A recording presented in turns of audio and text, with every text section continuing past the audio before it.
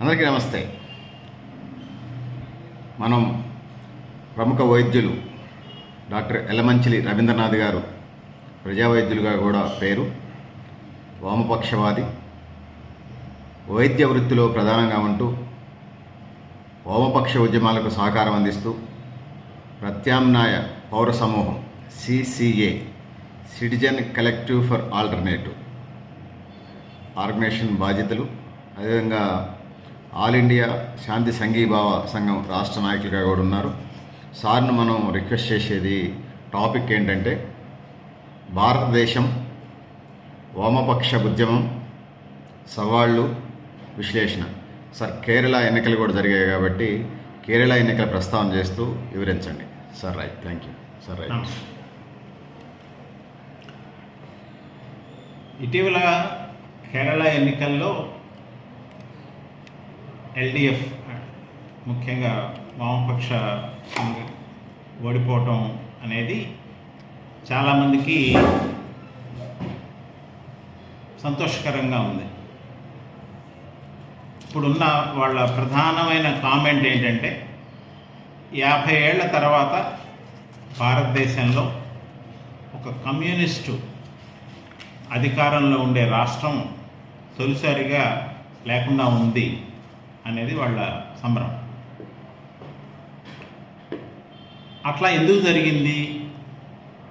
బెంగాల్లో కొద్ది రోజుల క్రితం, కొన్ని సంవత్సరాల క్రితం, అట్లాగే త్రిపురలో ఇంకొద్ది సంవత్సరాల క్రితం ప్రభుత్వాలు వామపక్ష కూటమి నుంచి దూరం అయ్యాయి. ఇప్పుడు కేరళ కూడా జరిగింది. కేరళ దాదాపు గత 10 సంవత్సరాలుగా 2 సార్లుగా అధికారంలో ఉంటూ వచ్చింది. కేరళలో ఉన్న ప్రత్యేక పరిస్థితి ఎవరికైనా చూస్తే ప్రతిసారి 5 సంవత్సరాలకు ఒకసారి ప్రభుత్వాలు అయితే UDF లేకపోతే LDF, కాంగ్రెస్ నేతృత్వంలో ఉండే UDF కానీ మార్క్సిస్టు పార్టీ ఆధ్వర్యంలో ఉండే LDF కానీ ప్రభుత్వంలో ఉంటూ వచ్చాయి. ప్రతి 5 ఏళ్లకు ఒకసారి మారటం జరిగింది. కానీ గత ఎన్నికల్లో రెండోసారి కూడా వామపక్షం మార్క్సిస్ట్ పార్టీ అధికారంలోకి రావడం జరిగింది. 5 ఏళ్ళు అధికారంలో ఉండగా మారిపోయే చోట 10 ఏళ్ళు ఉన్నప్పుడు యాంటీ ఇన్కంబెన్సీ అనేది పనిచేయడం సహజం. కేరళలో ఒక ప్రత్యేకమైన పరిస్థితి ఉంది. అక్కడ UDF అధికారంలో ఉన్న, వామపక్ష పార్టీలు అధికారంలో ఉన్న కేరళకు ఒక ప్రత్యేకత ఏంటంటే భారతదేశానికి అది ఒక నమూనా రాష్ట్రం. ఒక సెక్యులర్ రాష్ట్రంగా మన దేశం అన్ని మతాలు, అన్ని కులాలకి ప్రత్యేకమైన ఒక స్థానం ఉంది అని అనిపించుకోవడానికి ఉదాహరణ కేరళ రాష్ట్రం. అధికారంలో ఎవరున్నా కూడా కేరళలో అదే జరుగుతుంది. కేరళలో దాదాపు ఒక 52% అనుకుంటా హిందూ సమాజం, మిగతా ఎక్కువగా ముస్లిమ్స్, క్రిస్టియన్స్ దాదాపు సమానంగా ఉండటం జరుగుతుంది. ఈ ఎన్నికల్లో కూడా అటు UDF కానీ LDF కానీ హిందువులు దాదాపు 40 మంది, 41 మంది గెలిచి ఉంటే శాసనసభలో, ముస్లిమ్స్ ఒక 30 మంది ఉంటే, క్రిస్టియన్లు ఒక 20 మంది, అట్లా సమాజంలో ఉండే మతాలు చెందిన అందరి భాగస్వామ్యంతో కేరళలో ప్రభుత్వాలు ఉంటున్నాయి. ఇంతకు ముందైనా ఇప్పుడైనా కేరళలో ఉండే మత సామరస్యం, దాదాపు అందరూ కలిసిమెలిసి జీవించటం అనేది ఒక ప్రత్యేకమైన పరిస్థితి. ఇన్ని సంవత్సరాల్లో అన్ని రాష్ట్రాల్లో మనం మత కలహాలు ఇవన్నీ చూసాం, కానీ కేరళలో మనం ఎప్పుడు చూడలేదు. కేరళలో ఒక లెఫ్ట్ గవర్నమెంట్ పడిపోయింది అనే దానికంటే కేరళ విజయాల గురించి కూడా మనం మాట్లాడుకోవాల్సి ఉంటుంది. ముఖ్యంగా కేరళలో అక్షరాస్యత ఇది ఒక్కరోజు కాదు, ఎప్పటి నుంచో సంపూర్ణ అక్షరాస్యత ఉన్న ప్రథమ రాష్ట్రం అది మన దేశంలో. అట్లాగే అభివృద్ధి అంటే ఏంటి అనేది ఒక కొలతబద్ధగా చూసుకునేవి కొన్ని ప్రామాణికాలు ఉన్నాయి. ఇన్ఫెంట్ మార్టాలిటీ రేట్ అని, పుట్టిన బిడ్డల్లో ఎంతమంది చనిపోతారు అనేది ఒక ప్రపంచవ్యాప్తంగా అదొకటి. అట్లాగే కాన్పులో తల్లులు ఎంతమంది చనిపోతున్నారు, మెటర్నల్ మార్టాలిటీ రేట్ అంటాం, అది ఒక కొలతబద్ధగా ఉంటూ వస్తుంది. ఇంకా అనేక విద్య, వైద్యం, అన్ని రకాలుగా కొలతబద్ధల్లో ఏది చూసుకున్నా కానీ కేరళ మన దేశంలో ముందుంది. ఉదాహరణకి ఒక ఇన్ఫెంట్ మార్టాలిటీ రేట్ అనేది చూసుకుంటే మన కేరళలో 5%, ఒక 1000 మరణాలకి 5 మాత్రమే ఉన్నాయి. నేషనల్ యావరేజీ 27గా ఉంది. ఇంకా ఒక మాటలో చెప్పాలంటే అమెరికాలో కంటే కూడా అభివృద్ధి ఎక్కువ ఉందని చెప్పచ్చు. ఎందుకంటే అమెరికాలో ఇన్ఫెంట్ మార్టాలిటీ 5.5% ఉంది. అట్లా అనేక అభివృద్ధి దాంట్లో ప్రభుత్వాలు ఏ ఉన్నా కానీ ప్రజల అభివృద్ధి, నిజమైన అభివృద్ధి కేరళలో కనపడుతుంది మనకి. పర్ క్యాపిటా అనేది, ఇన్కమ్ అనేది, జీడిపి అనేది ప్రస్తుత ప్రభుత్వాలు చాలా మాయమాటలుగా చెప్తున్నాయి. నీకు 100 రూపాయలు ఉంటే నాకు 10 రూపాయలు ఉంటే ఆదాయం యావరేజ్ తీసుకుని 55 చెప్తారు. ఇప్పుడు ప్రభుత్వం చెప్పే సంఖ్యలు అట్లా ఉంటాయి. కానీ అది కేవలం ఆదాయం ఒక్కళ్ళ చేతుల్లోనే. ఇప్పుడు మన దేశంలో దాదాపు ఒక 4-5 చేతుల్లో దేశ సంపద అంతా పోగుపడతా ఉంది. కానీ నువ్వు యావరేజ్కి వచ్చేసరికి జీడిపిలో కానీ పర్ క్యాపిటల్ ఇన్కమ్ అనేది చూసేసరికి ఆ లెక్కలు గోల్మాల్గా చెప్తారు. వాళ్ళ ఆదాయం ఒకళ్ళిద్దరు అంబానీయో అదానీయో వాళ్ళకి ఉండే ఆదాయాన్ని, ఒక పేదవాడి ఆటో రిక్షా వాడికి ఉండే ఆదాయాన్ని కలిపి యావరేజ్ చేయటం అనేది ఒక అన్యాయమైన లెక్క. ఒక తొండి లెక్క తెలుగులో చెప్పాలంటే. ఇట్లాంటి పరిస్థితుల్లో వామపక్షాల బాధ్యత అనేది ఇంకా ఎక్కువ ఉంది ఈ రోజున. అది బెంగాల్ అవ్వచ్చు, త్రిపుర అవ్వచ్చు, కేరళ అవ్వచ్చు, తెలంగాణ అవ్వచ్చు, ఇంకో రాష్ట్రం అవ్వచ్చు. దేశం ఉన్న ఆర్థిక పరిస్థితులు సామాన్య ప్రజలకి ఈ రోజున ఆకలిలో కానీ, వ్యక్తిగత ఉద్యోగాలు దొరకటం కానీ, వీటన్నిటిలోనూ సామాన్య ప్రజలు బాధపడుతూ ఉన్నారు. ఈ పరిస్థితుల్లో వామపక్ష ఉద్యమం ఎందుకు బలహీనపడతా ఉంది, మరి ఇంత పేదరికం పెరుగుతూ ఉంది అని ప్రజలు సామాన్యంగా అడుగుతారు. గ్లోబలైజేషన్ వచ్చాక అటు విద్యా సంస్థలు, అటు ఆఫీసులు, ఒక సాఫ్ట్వేర్ ఉద్యోగులు, వీళ్ళందరూ ఒక ఆర్థిక దిగ్బంధంలో ఉండి ఎవరి ఆదాయ వనరుల్లో వాళ్ళు, ఎవరి చదువుల్లో వాళ్ళు, దేశం యొక్క పరిస్థితులు గురించి ఆలోచించడం అనేది క్రమంగా తగ్గిపోయింది.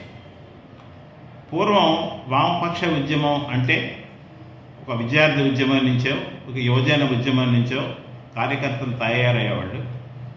ఈ రోజున ఆ పరిస్థితి లేదు. అందుమూలంగా కొంత వామపక్ష ఉద్యమాల్లోకి కొత్తగా వచ్చి చేరేవాళ్ళ సంఖ్య క్రమంగా తగ్గుతూ వచ్చింది. 2, బతుకు తెరువు కోసం ఈ రోజున ఉద్యోగాలు ఎదుర్కొనే పరిస్థితి, ఆ ఉన్న జీతాలతో జీవితాలను వెళ్ళగలిగే పరిస్థితిలో కూరుకుపోయి ఉన్నారు.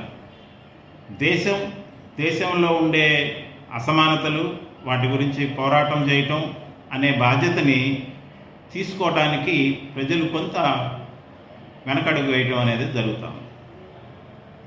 కానీ ఇది మనకి అంత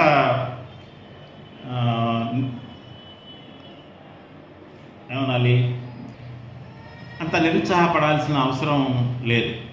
ఎందుకనంటే ఇటీవల కాలంలో ఢిల్లీలో జరిగిన ఒక పెద్ద రైతు ఉద్యమం, 1 సంవత్సరానికి పైగా ఉద్యమం నడిచి ప్రధానమైన వాళ్ళ కోరికలు నెరవేర్చుకోవడానికి దాదాపు 750 మంది ప్రాణాలు అర్పించడం జరిగింది. ఆ ఉద్యమం ఆఖరికి ప్రభుత్వం ఆ నల్ల చట్టాల మూడింటిని వెనక్కి తీసుకుని రైతులకి క్షమాపణ చెప్పాల్సిన పరిస్థితి కూడా వచ్చింది. ఆ విధంగా ప్రజలు నిలబడి తమ హక్కుల కోసం పోరాడినప్పుడు ప్రభుత్వాలు ఎంతటి గొప్పవైనా, ఎంతటి బలంతో ఉన్నా, ఎంత మెజారిటీతో ఉన్నా దిగిరాక తప్పదు. అట్లా అనేక చోట్ల ఈ ఉద్యమాల ఆవశ్యకత ముందు ముందు ఇంకా ఎక్కువ ఉంటుంది. దానికి వామపక్షాల అవసరం ఎంతైనా ఉంటుంది. ఈ రోజున రాజకీయంగా చూస్తే అవినీతి రోజు రోజుకి పెరిగిపోతా ఉంది. ఉదాహరణకి బీజేపీ ప్రభుత్వంలో ఇటీవల జరిగిన ఎన్నికల్లో దాదాపుగా అటు బెంగాల్లో ముఖ్యమంత్రిగా ఈ రోజున ఉన్న మనిషి అంతకుముందు తృణమూల్ కాంగ్రెస్లో ఉంటూ లంచం తీసుకుంటూ పోలీసులకు చిక్కి ప్రధానమంత్రితో సహా వీడియోలు అవన్నీ కూడా ఈరోజు సోషల్ మీడియాలో చక్కర్లు కొడుతున్న టైంలో అతన్ని తీసుకొచ్చి ఒక రాష్ట్ర ముఖ్యమంత్రిగా ఎన్నుకోవడం అనేది, అట్లాగే అస్సాంలో జరిగిన దాంట్లో కూడా ముఖ్యమంత్రి అంతకుముందు కాంగ్రెస్లో అవినీతిలో ఉంటూ ఆయన అవినీతి ఆరోపణలు ఎదుర్కొంటూ ఆయన్ని ఈ రోజున దేశ ముఖ్యమంత్రికి దాదాపు బీజేపీ రాష్ట్ర పాలిత ముఖ్యమంత్రులుగా ఉన్న వాళ్ళల్లో మెజారిటీ వాళ్ళు అవినీతిలో కూరుకుపోయిన వాళ్ళని పార్టీలు మార్చి డబ్బులతో కానీ ఏదైనా కానీ తీసుకొచ్చి ఈ రోజున వాళ్ళందరినీ ముఖ్యమంత్రులుగా చేయడం అనేది జరిగింది. ఇటీవల మనం చూసాం, రాఘవ్ చెడ్డా ఆప్ పార్టీ నుంచి 7 ఎమ్మెల్యేలని తీసుకొచ్చి పార్టీలో చేర్చుకోవటం. అంతటికి ముందు కూడా మనం చాలామంది మీరు వీడియోలో చూసుంటారు, రాఘవ్ చెడ్డా బీజేపీ అంటే ఒక గుండాల పార్టీ, అది పెద్ద లంచాల పార్టీ అని విమర్శలు చేసిన మనిషి ఒక ఓవర్ నైట్ పార్టీ ఫిరాయించి వీళ్ళందరిది ఎలా జరుగుతూ ఉంది, వీళ్ళందరి మీద రాజకీయాల్లో వాళ్ళు ఉన్నత చాలామంది వ్యక్తులు ఎంతో కొంత ఆర్థికంగా ఉన్నత స్థితిలో ఉన్నవాళ్ళు ఉన్నారు. వాళ్ళందరి మీద ఇన్కమ్ ట్యాక్స్ కానీ, ఈడీ కానీ, ఐడి కానీ, సిబిఐ కానీ ఎంక్వైరీల పేరుతో బెదిరించి వాళ్ళని లొంగ తీసుకోవడం జరుగుతూ ఉంది. ఆ విధంగా వాళ్ళందరినీ తమ పార్టీలో చేర్చుకుని అధికారాలు కట్టబెట్టి తమ పబ్బం గడుపుకుంటూ ఒక అవినీతికి మారుపేరుగా ఈ రోజున బీజేపీ ఉందనే విషయం ప్రధానంగా కనపడతా ఉంది. అలాగే ఇప్పుడు కేరళలో కానీ, ఒక బెంగాల్లో కానీ ఈ మధ్య జరిగిన ఎన్నికల్లో పూర్తిగా నిస్సిగ్గుగా ఒక హిందుత్వవాదాన్ని ముందుకు తీసుకొచ్చి డివిజన్ ప్రజల్లో ఒక హిందువులు ముస్లింలు అనే దాన్ని ఒక పెద్ద ఎత్తున ప్రచారం చేస్తూ మన దేశ ఒక ఐక్యతని దెబ్బతీసే విధంగా అది ప్రవర్తించి ఎన్నికల్లో లబ్ధి పొందాలని అనుకోవటం ఈ రోజున మనం చూస్తూ ఉన్నాం. దీన్ని ఎదుర్కోవటానికి వామపక్షాల బాధ్యత ఎంతో ఉంటుంది, అవసరం ఉంటుంది. ముందు ఈ విధంగా ముందుకు నెట్టుకు వస్తున్న మతతత్వ పోకడలను, ఆర్థిక వ్యత్యాసాలను కట్టుదిట్టం చేసుకోవడానికి వామపక్షాలు అవసరం ఎంతైనా ఉందని ప్రజలు ముందు గుర్తిస్తారు. వాటి రోలు ఈ రోజున వామపక్షాల ఐక్య బాధ్యత పార్లమెంట్లో కానీ, అసెంబ్లీలో కానీ ఒక వామపక్షాల గొంతు విప్పాల్సిన అవసరం ఉందని చెప్పి చాలామంది ఫీల్ అవుతూ ఉన్న సందర్భం ఇది. కనుక వామపక్ష పార్టీలు వెనకంజ ఉన్నమాట వాస్తవం, కానీ దానికి ఎవరు నిరుత్సాహపడాల్సిన అవసరం ఉందని నేను అనుకోను. ముందు వాటికి కూడా ఒక ప్రధానమైన బాధ్యత ఉంటుంది. ఆ బాధ్యతను అవి నెరవేరుస్తాయని చెప్పి నేను ఆశిస్తాను. Sir thank you sir, thank you very much.